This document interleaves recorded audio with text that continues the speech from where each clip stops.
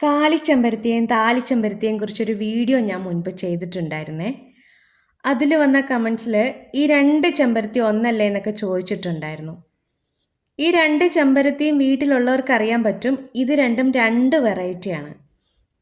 ഈ രണ്ട് ചെമ്പരത്തിയുടെയും പൂക്കളിൽ മാത്രമല്ല, ഇലകളിലും മൊട്ടിലും പൊക്കത്തിൽ വരെ വ്യത്യാസമുണ്ട്.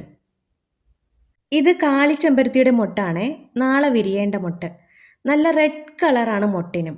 മറ്റ് ഡിസൈൻ ഒന്നും മൊട്ടിനില്ല. പൂ പോലെ തന്നെ മൊട്ടിനും ഒരു കളർ മാത്രമേ ഉള്ളൂ. ഇത് താളിച്ചെമ്പരത്തിയുടെ മൊട്ടാണേ. ഇതിൻ്റെ പുറത്തൊരു ഡിസൈൻ കാണാം. പൂ വിരിഞ്ഞ് കഴിയുമ്പോൾ ഇതളുകളുടെ പിറകിലായിട്ടും ഈ സെയിം ഡിസൈൻ നമുക്ക് കാണാൻ പറ്റും. ഇത് കാളിച്ചെമ്പരത്തിയുടെ ഇലകളാണ്. നല്ല പച്ചയാണ് ഇലകൾക്ക്. തളിരിലകൾക്ക് ഇളം പച്ചയും നല്ല മൂത്ത ഇലകൾക്ക് കടും പച്ച നിറവുമായിരിക്കും. ഇലകൾക്ക് സൂര്യപ്രകാശത്തിലൊരു തിളക്കവും ഉണ്ട്. താളിച്ചെമ്പരത്തിയുടെ ഇലയേക്കാൾ നല്ല വലിപ്പമുള്ള ഇലയാണ് കാളിച്ചെമ്പരത്തിയുടേത്. ഇത് താളിച്ചെമ്പരത്തിയുടെ ഇലയാണ്. ഇലകൾക്ക് വലിപ്പക്കുറവാണ്. പൂവും മൊട്ടും പോലെ തന്നെ മൂത്ത ഇലകളിൽ ഒരു മെറൂൺ നിറം പോലെ വരുന്നുണ്ട്. പൊക്കം നന്നായി വെക്കുന്നവയാണ് കാളിച്ചെമ്പരത്തി. താളിയും പൊക്കം വയ്ക്കും, എന്നാൽ അതിനേക്കാളും നല്ല ഹൈറ്റ് വയ്ക്കുന്നവയാണ് കാളിച്ചെമ്പരത്തി.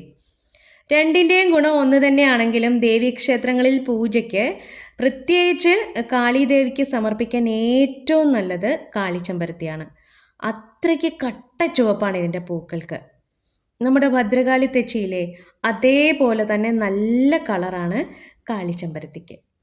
അപ്പോൾ വീഡിയോ ഇഷ്ടമായാൽ ഒരു ലൈക്ക്.